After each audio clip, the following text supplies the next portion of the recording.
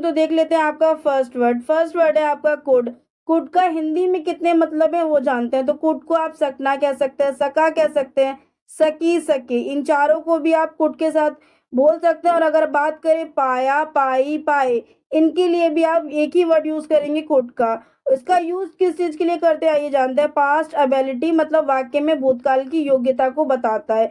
Suggestion और सुझाव को दिखाता है, मतलब सजेशन और सुझाव को दिखाता है। आइए देखते हैं सेंटेंस के माध्यम से आपको और ज्यादा समझ में आएगा। तो सेंटेंस करते हैं। ही कुड नॉट गो, वह नहीं जा सका। तो देखिए यहाँ पे ही का मतलब आपको पता है कि वह होता है, कुड का मतलब होता है सका। जैसा कि अभी हमने बात करी थी कि कुड के लिए आपको सका, सकी, सके, पाया, पाई, पाए या सकना यूज करना होता है। तो ही कुड नॉट, नॉट का मतलब होता है नहीं, गो का मतलब होता है जा। ही कुड नॉट गो, वह नहीं जा सका। नेक्स्ट है आपका दे कुड नॉट स्टडी, वे पढ़ाई नहीं कर सके। तो मीनिंग देखेंगे आपका दे का मतलब होता है वे, कुड का मतलब होता है सके, नॉट का मतलब होता है नहीं, स्टडी का मतलब होता है पढ़ाई। दे कुड नॉट स्टडी, वे पढ़ाई नहीं कर सके। नेक्स्ट है आपका वी कुड रन, हम दौड़ सकते थे। तो ध्यान दीजिए यहाँ पे वी का मतलब होता है हम, कुड का मतलब होता है सकते थे और रन का मतलब होता है दौड़। वी कुड रन, हम दौड़ सकते थे। तो ये था यूज आपका कुड का। आई होप आपको कुड का यूज समझ आएगा प्लस सेंटेंसेस समझ में आए होंगे। तो आइए स्टार्ट करते हैं आपका नेक्स्ट वर्ड। स्टूडेंट्स आपका नेक्स्ट वर्ड है शुड। शुड का मतलब होता है चाहिए। इसका यूज आप किस लिए करते हैं, ये वाक्य में सुझाव दिखाता है। जो शुड वर्ड होता है वो वाक्य में आपको सजेशन शो करता है। तो मीन सेंटेंस देखेंगे आपका द शुड वर्क हार्ड, उन्हें कड़ी मेहनत करनी चाहिए। तो देखिए चाहिए, बात हो रही है कड़ी मेहनत करनी चाहिए, किसके लिए चाहिए यूज हो रहा, कड़ी मेहनत करने के लिए। तो मीनिंग देखेंगे द शुड का मतलब है चाहिए और वर्क हार्ड का मतलब होता है कड़ी मेहनत। नेक्स्ट है आपका she should wake up early, उसे जल्दी उठना चाहिए। मीनिंग देखेंगे शी का मतलब होता है वह, शुड का मतलब होता है चाहिए, वेकअप का मतलब होता है उठना, अर्ली का मतलब जल्दी। She should wake up early, उसे जल्दी उठना चाहिए। नेक्स्ट है आपका ही शुड ईट, उसे खाना चाहिए।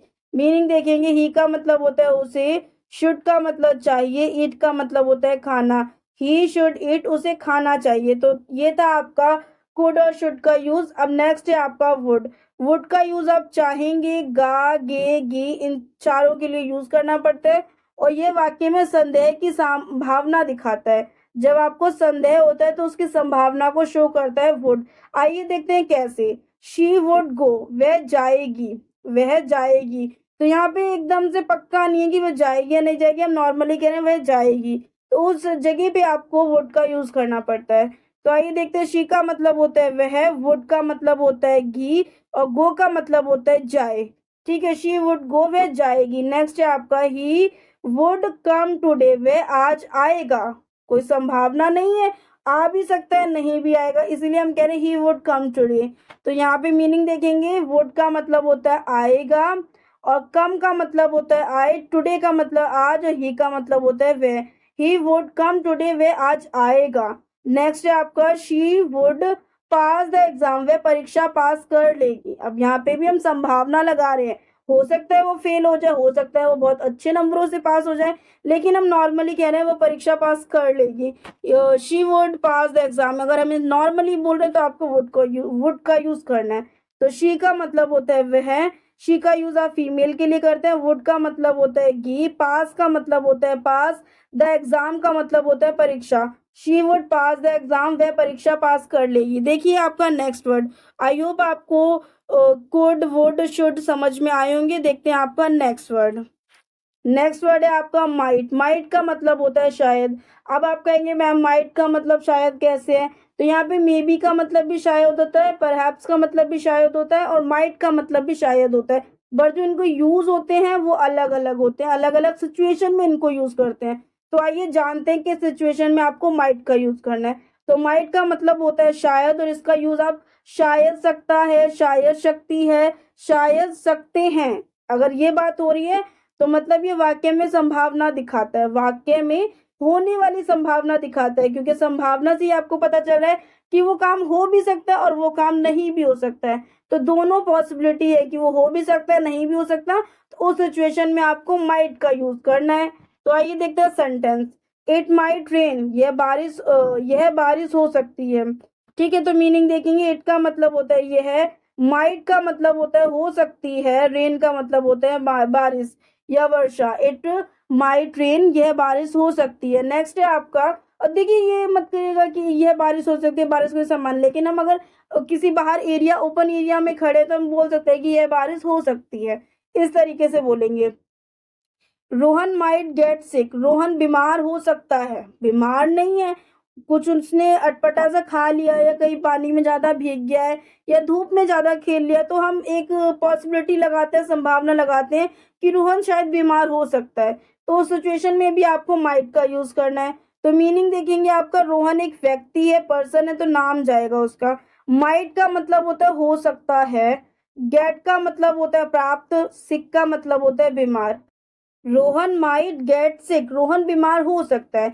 नेक्स्ट वर्ड है आपका, दे माइट बी लेट, उन्हें शायद देर हो गई होगी, मतलब अगर वो कोई आने वाला होगा और हम यहाँ घर बैठ के हम एक पॉसिबिलिटी, संभावना लगा रहे हैं, शायद उन्हें देर हो गई होगी। तो अगर ऐसी भी कोई संभावना हो रही है तो वहां पे भी आप माइट का यूज करेंगे। मीनिंग देखेंगे, दे का मतलब होता है वे, और आप यहाँ पे उन्हीं के लिए भी आप दे का यूज कर सकते हैं। माइट का मतलब होता है हो गई होगी, देखिए थोड़ा सा चेंज है, हो सकती है, हो सकता है, हो गई होगी, तो इस सिचुएशन में भी आपको माइट का यूज करना है।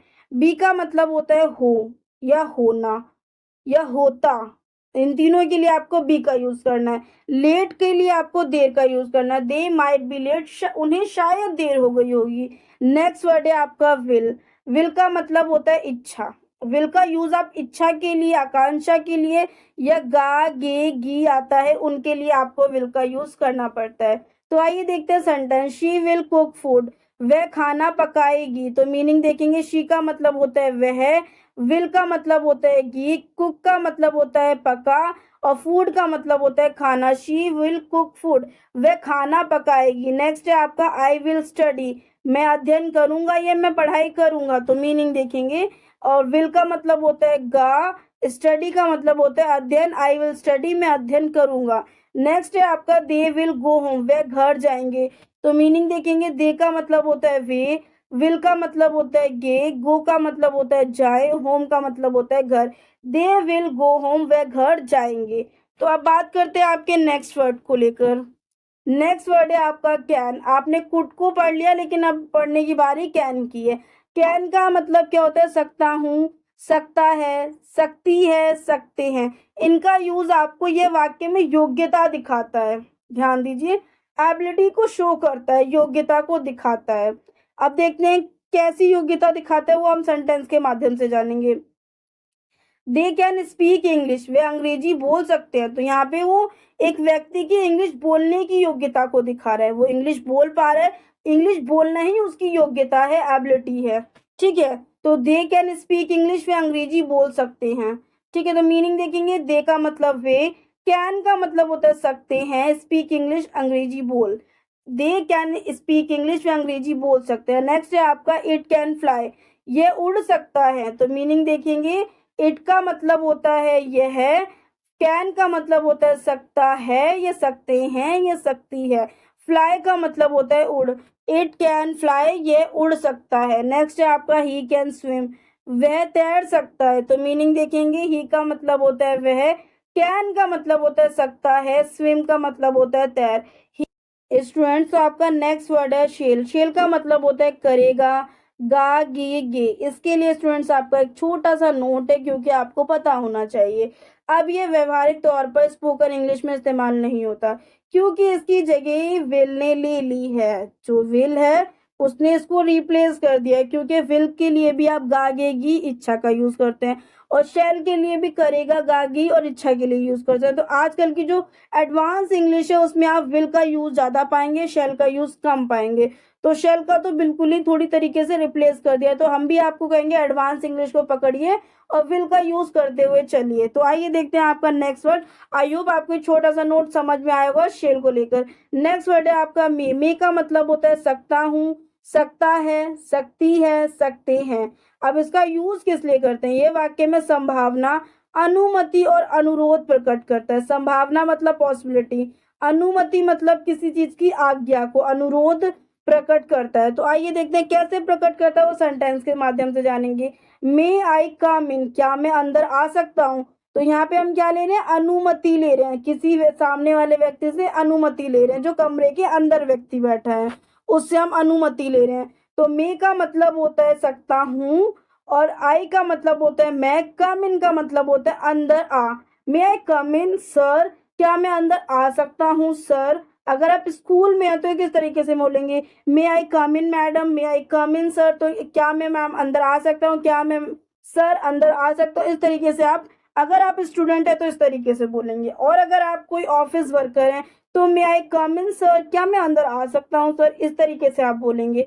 नेक्स्ट है आपका वी मे बी लेट, इसका हिंदी मतलब होता है हमें देर हो सकती है, हमें देर हो सकती है। तो मीनिंग देखिए, वी का मतलब होता है हमें, मे का मतलब होता है सकती है, बी का मतलब होता है हो, लेट का मतलब होता है देर। वी मे बी लेट, हमें देर हो सकती है। देखते हैं आपका नेक्स्ट वर्ड। आई होप आपको कैन, शैल और मे का मतलब समझ आया होगा। समझ आए तो प्लीज वीडियो को एक लाइक करना है, कमेंट करना है, शेयर करना है। आइए स्टार्ट करते हैं आपका लास्ट वर्ड। तो लास्ट वर्ड है आपका मस्ट, लेकिन उससे पहले आप एक और सेंटेंस देख लीजिए मे का। मे आई हेल्प यू सर, मैं, हमने तो ऐसे बोल दिया सर, लेकिन आप नॉर्मली भी बोल सकते हैं may I help you ma'am, या may I help you sister, may I help you brother, may I help you sir. इस तरीके से आप कह सकते हैं। अगर आपको थोड़ा सा और ऐड करना है तो उस सिचुएशन में आप कर सकते हैं। तो मे आई हेल्प यू, क्या मेरे द्वारा आपकी मदद की जा सकती है, मतलब वहां पे भी मैं आज्ञा लूंगी पहले कि क्या मैं आपकी मदद कर सकती हूँ, तो उस सिचुएशन में आपको मे का यूज करना है। मे का मतलब आपको पता है सकती हूँ, हेल्प का मतलब मदद, और यू का मतलब होता है आपकी या आप। नेक्स्ट वर्ड है आपका मस्ट, मस्ट का मतलब होता है अवश्य। इसका यूज कब करते हैं, ये वाक्य में दृढ़ आवश्यकता दिखाता है। मतलब अगर हमने कोई चीज तय कर ली है, परफेक्ट कर ली है, मतलब हमें वो काम करना है तो करना है, उस सिचुएशन में आपको मस्ट का यूज करना पड़ता है। अदरवाइज इसकी जगह आप शुड का यूज भी कर सकते हैं, क्योंकि शुड का मतलब भी चाहिए होता है, मस्ट का मतलब भी चाहिए होता है। जैसा कि स्टूडेंट्स हमने बात करी है, मस्ट और शुड दोनों का मतलब होता है सेम हिंदी में, लेकिन जो इनका यूज है इंग्लिश में वो अलग अलग होता है, अलग अलग सिचुएशन पे करना पड़ता है। जैसे कि मस्ट का यूज हमें वो काम करना है तो करना है, तो आप मस्ट लगा सकते हैं, और शुड का यूज हाँ हम ये काम कर लेंगे, अगर ऐसे बात चल रही है तो वहां पे आप शुड का यूज करेंगे। तो आइए देखते हैं मस्ट के सेंटेंसेस। ही मस्ट गो, वह जाना चाहिए, मतलब वह जाना चाहिए तो जाना चाहिए, रुकना नहीं चाहिए। तो उस सिचुएशन में आपको मस्ट का यूज करना है। तो मीनिंग देखेंगे, ही का मतलब वह, मस्ट का मतलब चाहिए, दृढ़ चाहिए, मतलब निश्चय कर लिया कि हमें वो चीज जाना है या हमें वो चीज चाहिए तो चाहिए, वहां पे आपको मस्ट यूज करना है। गो का मतलब होता है जाना, ही मस्ट गो, वह जाना चाहिए। नेक्स्ट है आपका we must buy a car, हमें एक कार खरीदनी होगी, इसके लिए भी हमने दृढ़ निश्चय कर रखा है, इसीलिए हम बोल रहे हैं कि we must buy a car, हमें एक कार खरीदनी होगी। मीनिंग देखेंगे, मस्ट का मतलब होता है चाहिए, बाय का मतलब होता है खरीदनी, आकार का मतलब होता है एक कार। नेक्स्ट सेंटेंस है आपका दे मस्ट गो, उन्हें अवश्य जाना चाहिए। दे का मतलब होता है वे, मस्ट का मतलब होता है चाहिए, गो का मतलब होता है जाना। दे मस्ट गो, उन्हें अवश्य जाना चाहिए। तो ये थे स्टूडेंट्स आपके all models words English to Hindi plus sentences. I hope आपको समझ आया होगा। समझ आए तो प्लीज वीडियो को एक लाइक करना है, एक प्यारा सा कमेंट करना है। वीडियो पसंद आए तो प्लीज वीडियो को शेयर भी करना है। चैनल पे अगर आप लोग न्यू हैं तो चैनल को सब्सक्राइब भी कर लीजिएगा। और अगर आपको इंग्लिश ग्रामर से रिलेटेड किसी भी वीडियो की रिक्वायरमेंट है, जैसे कि English grammar, English speaking, English vocabulary से रिलेटेड किसी भी वीडियो की रिक्वायरमेंट है, तो हमारे इस वीडियो के डिस्क्रिप्शन में जाकर विजिट कर सकते हैं। वहां पर आपको बहुत अच्छी वीडियो के लिंक मिल जाएंगे। और अगर अधिक जानना है और अधिक इन्फॉर्मेशन लेनी है तो हमारे चैनल पर विजिट कर सकते हैं। आपको वहां पर भी बहुत अच्छे यूनिक वीडियो देखने को मिल जाएंगे। तो वहां पर अगर आप विजिट करते हैं तो आपका फायदा ही होगा, नुकसान तो होगा नहीं। तो प्लीज हमारे कहने से एक बार विजिट करिएगा, और हम भी मिलते हैं आपसे नेक्स्ट वीडियो में ऐसी यूजफुल वीडियो के साथ।